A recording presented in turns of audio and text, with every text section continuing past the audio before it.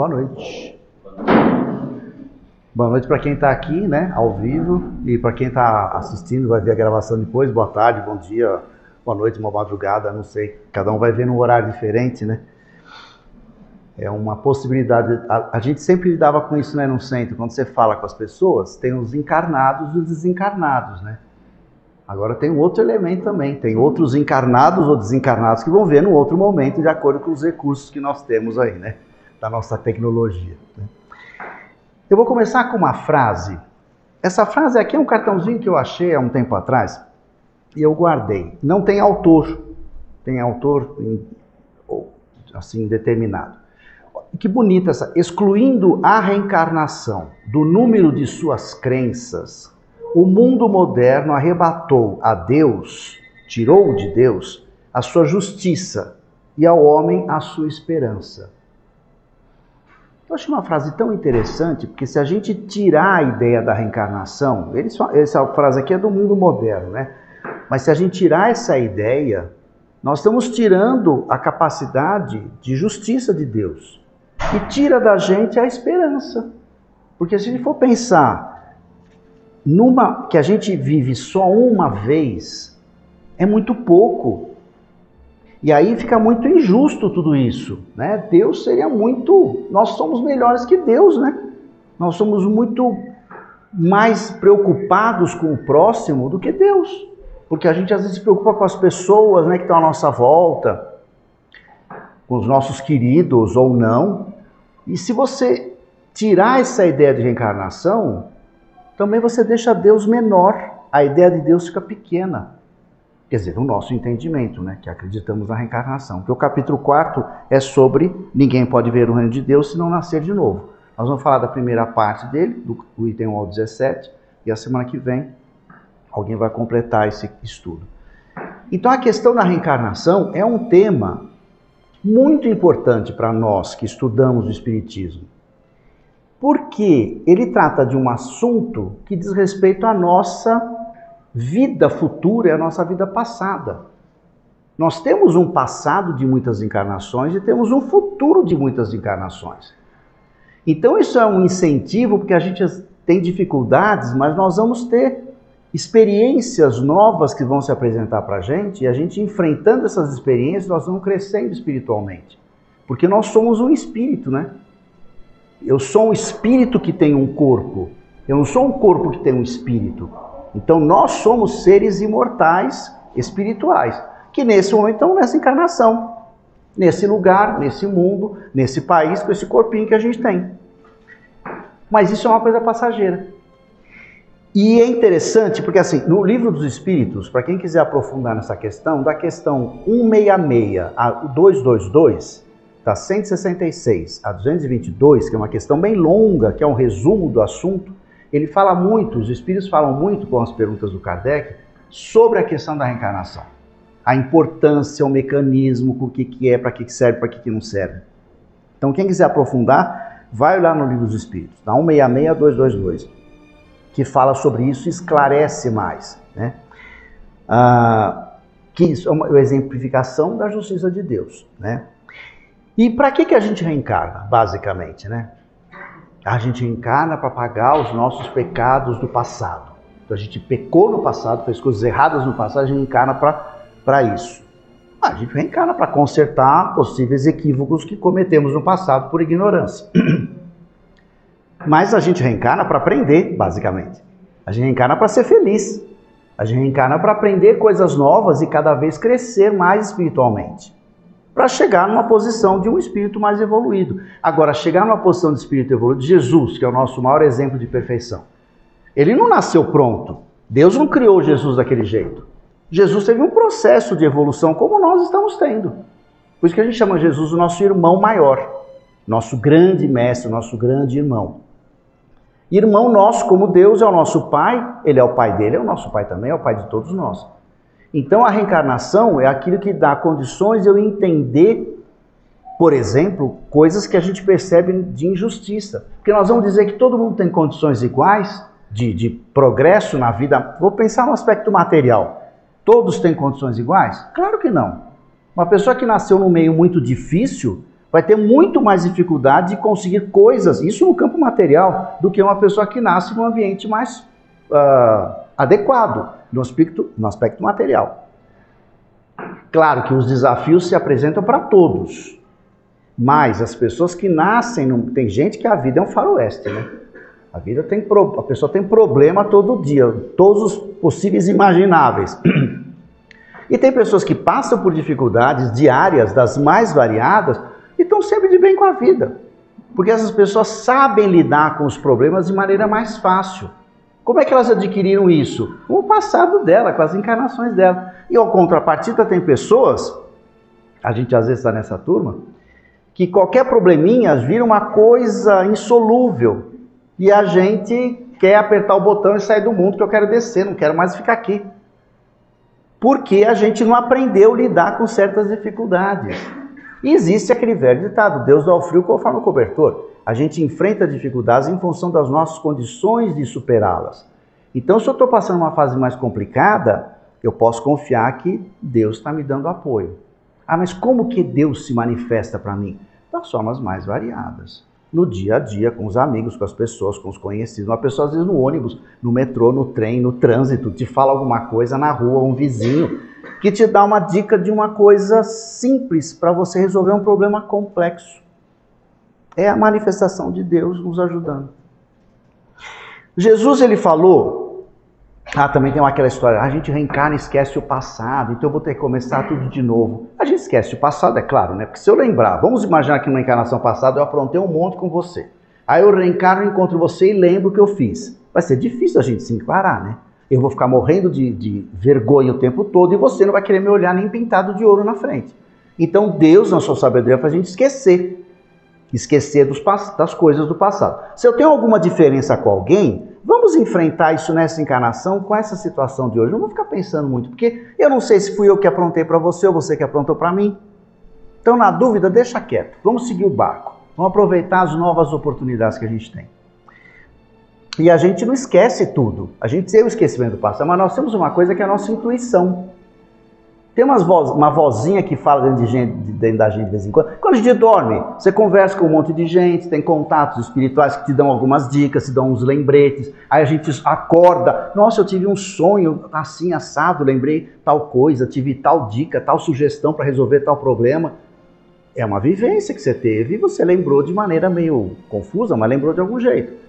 As intuições, que são lembranças da nossa memória mais profunda. É o meu eu mais profundo se manifestando, me dando dicas daquilo que eu planejei para essa minha encarnação. Porque a gente planeja a encarnação, né? A gente participa da elaboração do projeto encarnatório.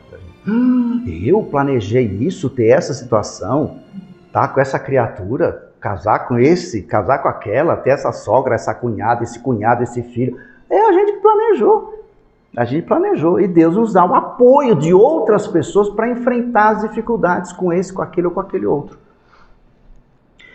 E Jesus, ele não deu tantos ensinamentos profundos em termos assim, que ele chegou e falou sobre tal coisa. Jesus, ele falava de maneira muito sábia, né? Como grande mestre. Ele contava história. Contava histórias e os personagens da história, a gente se identificando com eles, a gente aprendia. Mas teve momentos que ele falou, tem aquela famosa conversa no capítulo 4, que ele fala com Nicodemos, que era um doutor da lei, que ele fala sobre isso, que ele fala sobre a reencarnação. Eu não vou ler, depois vocês leem, capítulo 4, comecinho. Fala lá a conversa dele com Nicodemos.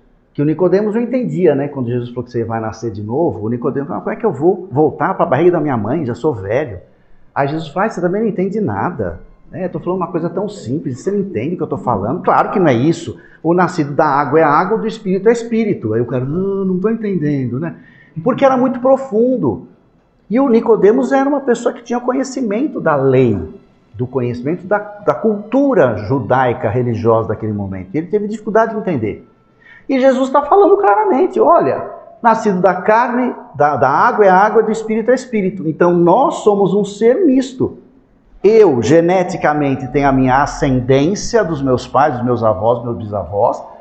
Então eu sou uma continuidade dos meus antepassados enquanto corpo. Mas espiritualmente falando, eu sou filho de Deus. Eu não sou filho do meu pai e da minha mãe enquanto espírito. Eu sou filho deles enquanto corpo físico. E lógico que os pais, os responsáveis, têm toda uma influência no processo de educação da gente, em determinados momentos mais ainda. Mas durante a vida toda acaba sendo uma coisa importante.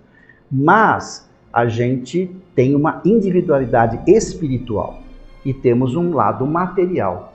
E a reencarnação é esse processo. O espírito que é imortal, que tem uma vida pregressa e terá uma vida futura, reencarna num momento e depois vai reencarnar num outro momento, num outro lugar, numa outra família, num outro país, ou muitas vezes no mesmo país, com o mesmo grupo, e as relações vão se estabelecendo e vão se aprofundando cada vez mais. E não dá para fazer tudo numa encarnação só. Por isso que a reencarnação é muito sábia, para a gente entender as dificuldades e os problemas. Se a vida da gente está muito fácil, muito tranquila, sem problemas, vamos procurar o que fazer para aproveitar a encarnação. Eu não estou com problema nenhum, está tudo bem, estou com grana, estou com amor, está tudo jóia. Então vou procurar uma coisa para fazer. Vai procurar um serviço. Vai procurar uma coisa para fazer. Porque a gente tem muito problema nesse planeta. É só olhar para o lado. Você não precisa, mas eu não vou para a Amazônia salvar a Amazônia. Provavelmente você nunca vai para a Amazônia.